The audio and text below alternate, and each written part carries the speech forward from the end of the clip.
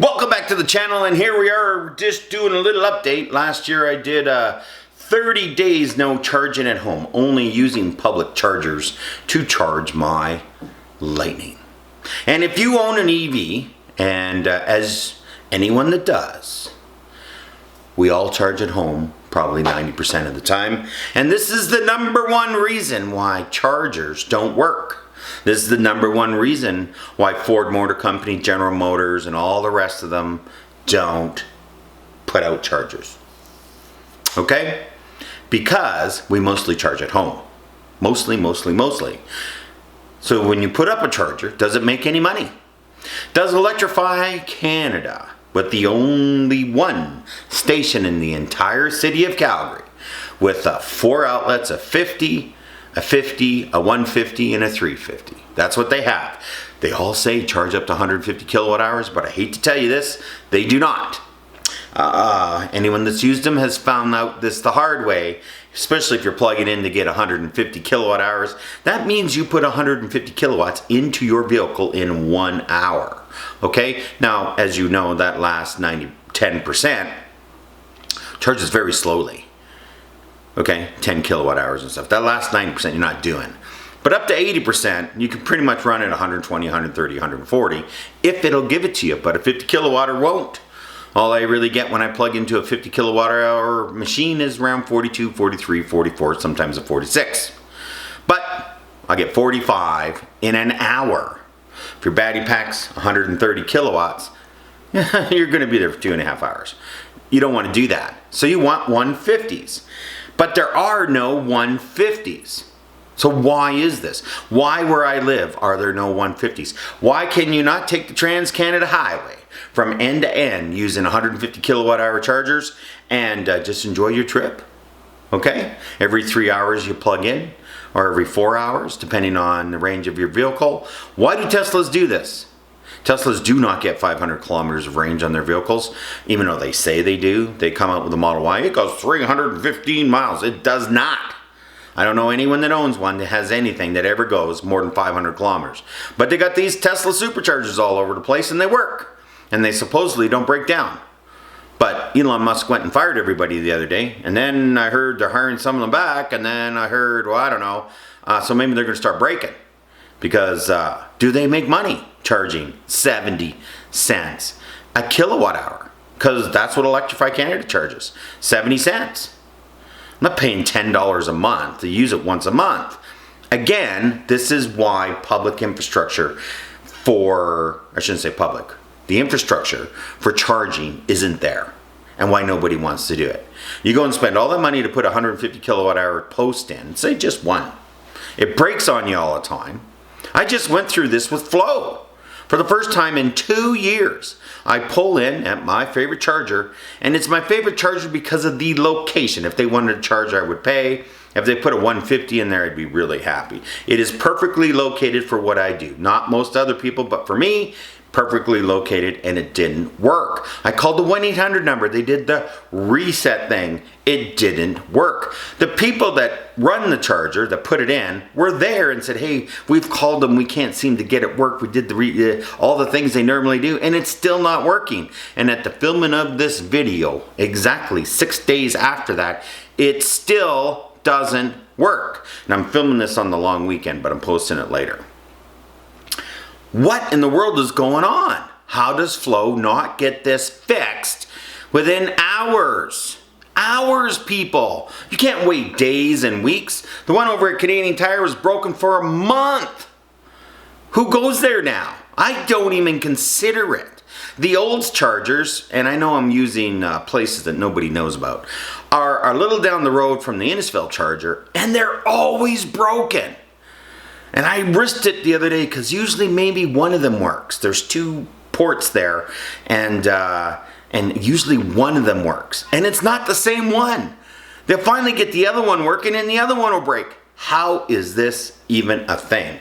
And why did they buy equipment that doesn't work, that breaks out all the time? I don't understand this.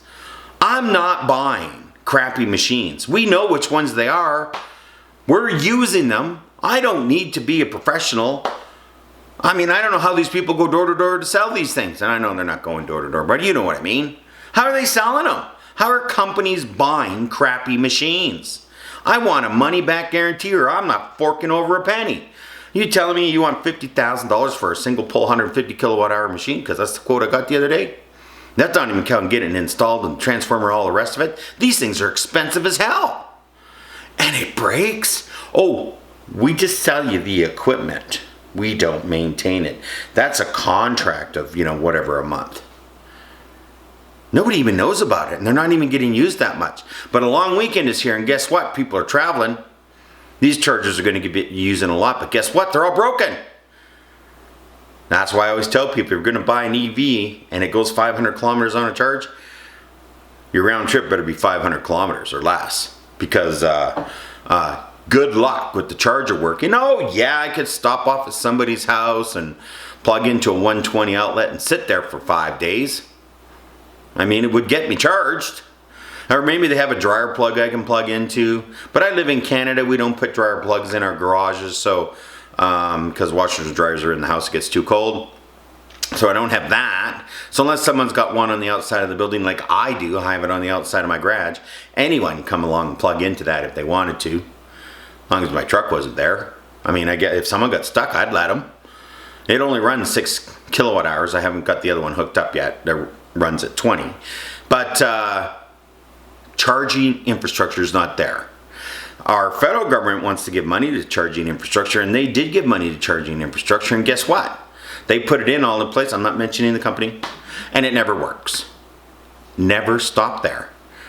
They have these chargers that are supposed to work. I don't even consider it.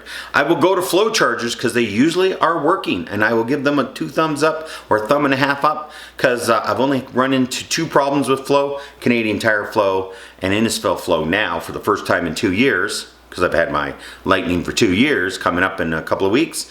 And they've for the most part always been working, but not now. Now we got it down again. And if you're on the road, let me tell you, there's campgrounds and stuff on the way where this Innisfil charger is that a lot of people are going to want to use it. And guess what? It's not there. Now I know one's coming in at Junction 42, some really good ones, but again, I know they're putting them in and they got sold a bill of goods, and we're putting in 350 kilowatt hour chargers. And quite frankly, I would just put in 150s. I wouldn't even put in a 350. They're putting 2 350s in, or 353. I would put 150, 150, 150, 150, 150, 150. Yes, I got to be there a little longer, but you know what? They would all work. Better income. I'm not taking 350 kilowatt hours for one vehicle.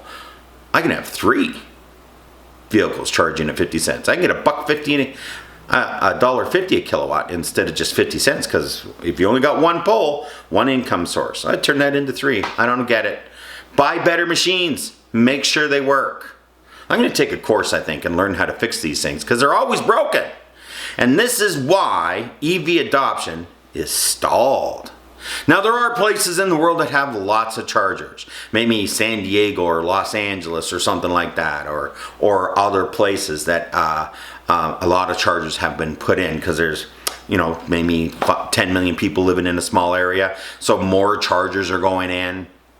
They're featured all over the place about how there's more chargers. But where I live, no. If you're not charging at home, you're not charging. And it's unfortunate. And the other thing is, government money went into chargers, and they did 50 kilowatt hour chargers. And they've been in for almost 10 years now. And there's no plan to upgrade these to 150s, which is what's required. There's no. They took the government money, they put in 50 kilowatters, because this is, hey, nothing charges more than 50, even though they did. And they got sparse locations. They took the government money, they got all their money up front, and then now they run. And at 50 cents a kilowatt hour or 70 cents a kilowatt hour, there's still time-based ones, 20 bucks an hour or whatever, but they're slow chargers if they're 20 bucks an hour. It should be per kilowatt, and that's just the way it should be. So buying an EV, please, there's still a hurdle for people wanting to buy EVs. There's lots of people out there don't like them and they think they're no good and blah, blah, blah. You're dreaming. Once you drive one for any length of time, you will never drive a gas-powered car again. But if you're road tripping even short road tripping. Or hauling in your city with a dump trailer like I did the other day, all day. All day hauling a dump trailer. I did 5 loads to the landfill that had to go there on a house that we were renovating. And I didn't run out. Well, there's no concern. I just plugged in when I got home. But if I did run out and I need to stop somewhere to charge, guess how many places I got to charge? 1. And guess how many places I could stop and charge with a trailer on the back without blocking everybody? 0. 0. I mean, I could have, maybe there's a 50 kilowatt come in on the side there. Might be able, if there was no one around, I might be able to make that work. You know, maybe. But it's always broken. So I don't really know if I would have been able to charge or not. Because I'm on a mission to teach you about chargers outside of your home. So thank you for tuning in. I'm going to finish this off to let you know that the charging networks are non-existent. There's really only one, and that is Tesla. That's right, good old Tesla. They got the charging network, and hopefully they keep building it out and getting everybody on their network. That's it. There's nobody else. The Ford Motor Company is not installing chargers at their dealerships. They want the dealerships to do it, and the chargers they're putting in are the wrong chargers. Because I've come across them, I feel bad for the dealers getting ripped off like that, but they're putting stuff in that they should not be putting in. It's terrible equipment. It's just terrible all the way around. It's just, you know, $500,000 going down the tubes, probably. GM dealers, nope, they don't have any. And if they do, they're really short ones, like 12 or 7 kilowatters. And they have them in spots where if I, with my Ford, I'm going to go plug in at a GM dealer. That's not happening. There's one in Airdrie that kind of, hey, come and charge. And they're really slow. They're just 20 kilowatters. But if you need some juice, a 20 kilowatt in an hour, get you home. So remember, I can go fuel up at a fuel station in 10 minutes. That nozzle that plugs into my gas tank works 100% of the time.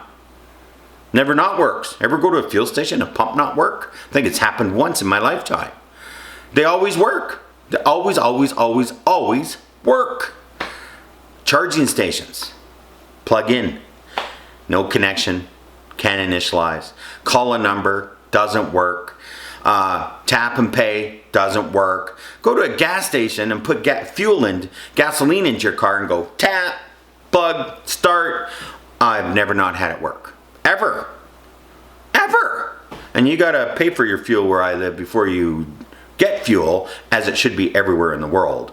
Too many people get hurt stealing fuel. So why do the charging networks not get this? Why do they not invest in equipment that works? Why do they not know what works? It's weather out there. It's outside. The fueling stations, those gas pumps, they always work. Minus 40 they work. Plus 40 they work. They always work. The chargers, oh, they don't work. So until they fix this, EV adoption will be a little slower in a lot of areas, and they are going to have a hard time selling these expensive EVs, because let me tell you, as far as I'm concerned, they're expensive. The charging network sucks. So why would you go spend $95,000 on a Platinum Lightning and an EcoBoost Lightning's $95,000, or EcoBoost F-150 Platinum is $95,000, say they're the same price. The Lightning's a better truck, by far. They buy the gas one every time. You know why? Nowhere to charge, and negative stories about charging, just like what I'm doing right here. May long weekend, no charging. If I was road tripping this weekend, because I'm not road tripping, I road tripped yesterday, I made sure I had enough kilometers. And I also knew I might be able to do my trip, and I cut a couple of corners to save on kilometers, drove a little slower, and made it home with 10 kilometers to go. I did not have to plug in anywhere. I could have, if I had to, used that Electrify Canada one at 70 cents a kilowatt hour, but I had enough. And traffic was wasn't going very fast, which means I go further. Have yourself a great weekend. It's going to be rainy and cold and terrible where I am, but hopefully by the time I post this, it'll be a little nicer.